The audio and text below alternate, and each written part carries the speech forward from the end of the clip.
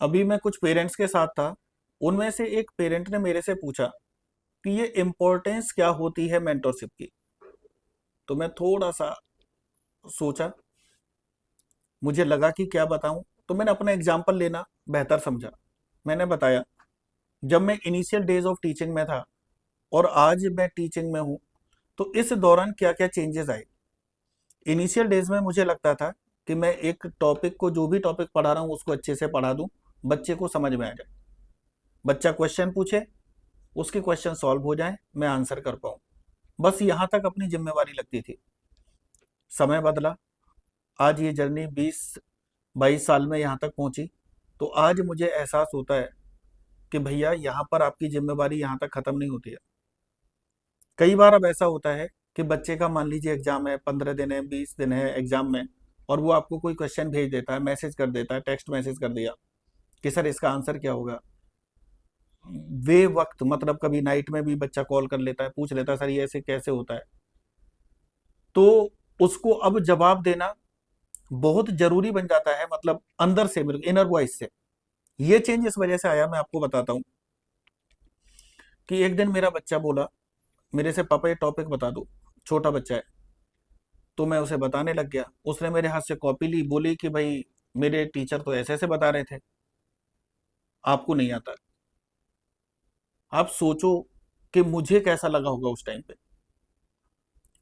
उसके बाद मैं चुप रहा, और अंदर से एक मतलब फीलिंग आई कि यार टीचर कितनी इंपॉर्टेंस रखता है बच्चे की लाइफ में। आप सोचो कि उसके लिए पेरेंट्स के वर्ड्स कुछ मैटर नहीं करते उस समय पर। और आज भी पेरेंट आते हैं बहुत सारे, यही कहते हैं कि सर आप बच्चे से बात करो, हमारा बच्चा हमारी ही नहीं सुनता है, आपकी बात बहुत मानता है। तो ये बदलाव भी समय के साथ आया। तो बात मैं कर रहा हूं आपसे, समय की कर रहा हूं, मेंटरशिप की कर रहा हूं।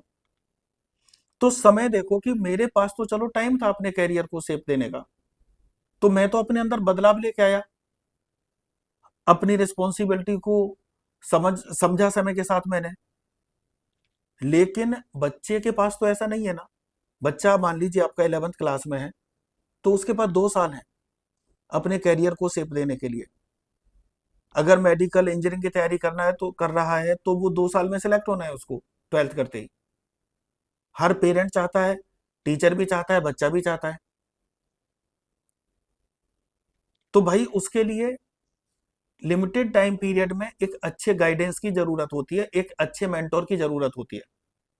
आप सोचो, एक साधारण सा गेम क्रिकेट है, आजकल सबसे ज्यादा लाइमलाइट में रहता है। उस तक में इतना सिंपल गेम है कि बॉल आती है, उसको हिट करना होता है। उसके लिए भी पर्सनल कोचिंग और गाइडेंस की जरूरत पड़ती है लोगों को। तो क्या पढ़ाई उससे भी ज्यादा आसान है? तो यहां पर एक मेंटोरशिप की इंपॉर्टेंस बढ़ जाती है, एक पर्सनल अटेंशन की जरूरत बढ़ जाती है बच्चे को। और एक मेंटोर बेहतर तरीके से तभी काम कर सकता है बच्चे के ऊपर, जब उसके बारे में सब कुछ वो जानेगा, उसको समझेगा, उसकी जरूरत को समझेगा, उसके टाइम की अहमियत को समझेगा, उसके वीक पॉइंट्स को समझेगा, उसकी स्ट्रेंथ को समझेगा।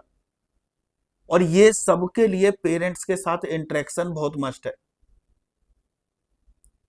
तो एक टीचर जो कि एक मेंटोरशिप में है, पेरेंट हो गए, बच्चा हो गया, जब तीनों एक स्मूथ तरीके से, बेहतर तरीके से कोऑर्डिनेट करेंगे एक दूसरे के साथ में, तब हम किसी बच्चे के लिए अच्छा कर पाएंगे, उसके कैरियर को एक परफेक्ट शेप दे पाएंगे।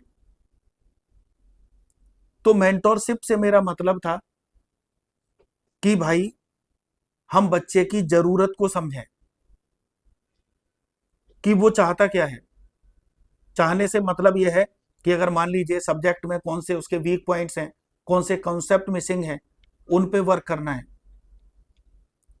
जो स्ट्रेंथ है वो और स्ट्रांग होते रहें उसके पॉइंट्स, जिससे उन टॉपिकों पे गलत होने की संभावना नील के बराबर हो जाए। तो यहां पर टीचर का रोल बहुत ज्यादा बढ़ जाता है। सारी मेहनत तो बच्चे की है, लेकिन जो मेन 1% में हमेशा कहता हूं, अपना हर वीडियो में बताता हूं आपको कि 99% रोल बच्चे का, जो 1% है, जो 99 से ऊपर या नीचे लेके आता है, वो टीचर और पेरेंट्स का ही रोल होता है। कंट्रीब्यूशन होता है। तो उसके लिए हमको मिलके काम करने की जरूरत है। Thank you to all.